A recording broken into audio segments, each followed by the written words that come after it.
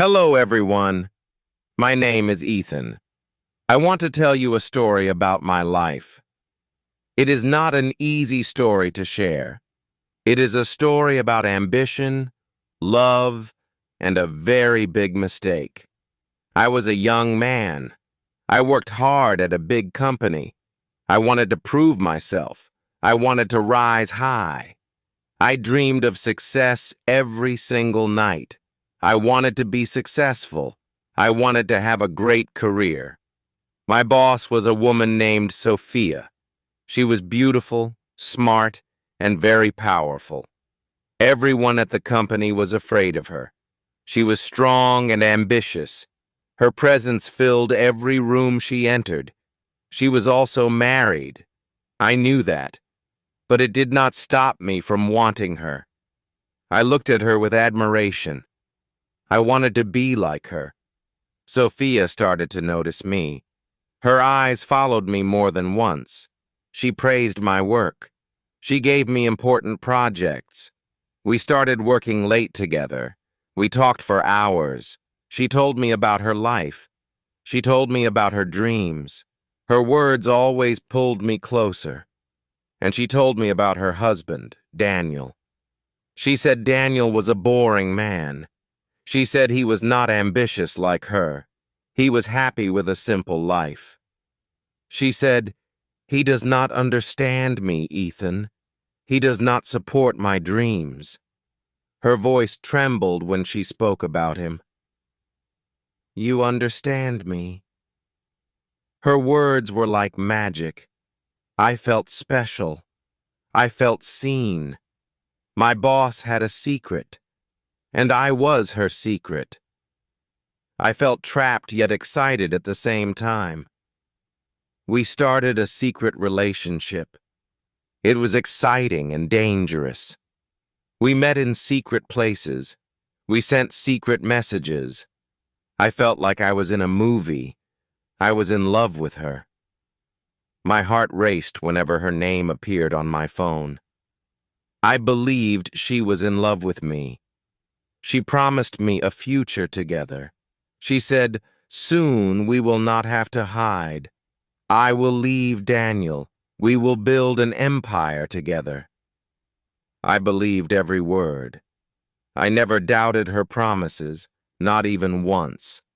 After a few months, she did it. She left her husband. It was a messy divorce. The whole company whispered about it. Daniel was very hurt. But I did not feel bad for him. I only felt happy. I told myself love is never wrong. Sophia was finally mine. We got married a year later. It was a small wedding, but for me, it was the biggest day of my life. I was married to the most powerful woman I knew. I was on top of the world. I thought nothing could bring me down. The first year of our marriage was good. We were a power couple. We worked together. We made a lot of money. We bought a big, beautiful house. I had everything I ever wanted. Success surrounded me from every side. I was successful. I was married to Sophia. I thought my life was perfect. But I was a fool. A blind fool. Then, things started to change. The perfect picture began to crack slowly. Sophia hired a new employee. His name was Lucas. He was young and very ambitious. He reminded me of my younger self, just like I was a few years ago. Sophia started spending a lot of time with him. They worked late together. They had long conversations. It all felt very familiar. A cold feeling started to grow in my stomach. I felt history repeating itself. One night, Sophia came home late. I was waiting for her. I asked her about her day. She started to complain. She complained about me. She said I was becoming lazy. Her voice was sharp, colder than before. She said I was too comfortable. She said, "You have lost your ambition, Ethan. You are not the man I married." Her words hit me like a ton of bricks. They were the exact same words she used to describe her ex-husband, Adrian. I was her husband now. The past had come full circle, but she was already looking for my replacement. The terrible truth hit me. I was not special. I was just a step on her ladder. She used me to get away from her old life. Now that I was her husband, I was boring.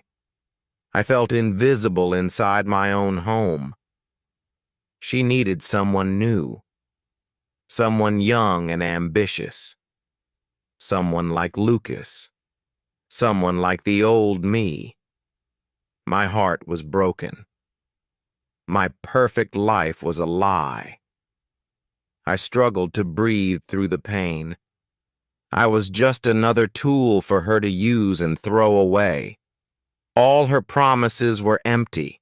All her words of love were just part of her game. I felt so stupid. I felt so used. I was full of anger and sadness. My world was crashing down. I needed to talk to someone, someone who understood. There was only one person in the world who could understand my pain. The man I helped to destroy. Her ex-husband, Adrian. Finding him was not easy. He left the city after the divorce. I finally found his number. I called him. My hands were shaking as I dialed. His voice was cold. I said, "Adrian, my name is Ethan. I am Sophia's husband. I need to talk to you." There was a long silence on the phone. Then he said, "Okay, meet me tomorrow." I felt fear and relief together. We met at a small, quiet cafe. He looked older. He looked tired, but he also looked peaceful. We sat in silence for a few minutes. I did not know what to say. Finally, I said, "You were right about her. Everything you said during the divorce, it was all true." He looked at me. His eyes were heavy with memory. There was no anger in his eyes, just a sad understanding. He said, "So she found a new toy to play with." I told him everything. I told him about Lucas. I told him about the things she said to me. The same things she said about him. As I talked, I saw a change in Adrian. He was not just a victim. I saw quiet strength inside him. He was a survivor. He listened patiently. When I finished, he said, "She is a user, Ethan. She uses people to get what she wants. When she is done with them, she throws them away. We were not husbands. We were just projects." In that moment, we were not enemies. We were two men who were hurt by the same woman. Pain turned into an unlikely bond. We were two victims of her ambition. A strange idea formed in my mind. I said, "We can't let her get away with this. She can't keep destroying lives." Adrian looked at me. A small smile appeared on his face. He said, "What do you have in mind?" We talked for hours. We made a plan. Adrian knew about some of the unethical things Sophia did to get big contracts. I knew about her recent deals. Together, we had enough information to expose her. We sent an anonymous letter to the company's board of directors. We finally had power against her. The letter contained proof of her dishonest business practices. An investigation started. It was all over the news.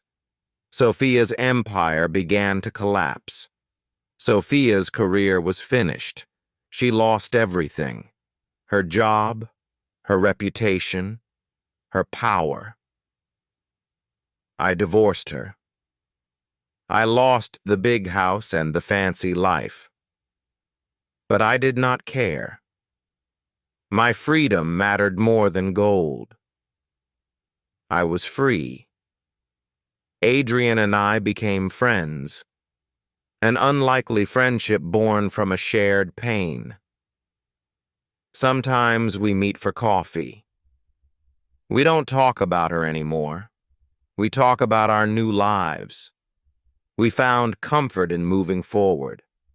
I learned a hard lesson about ambition, and I found a strange kind of peace. The pain became my teacher.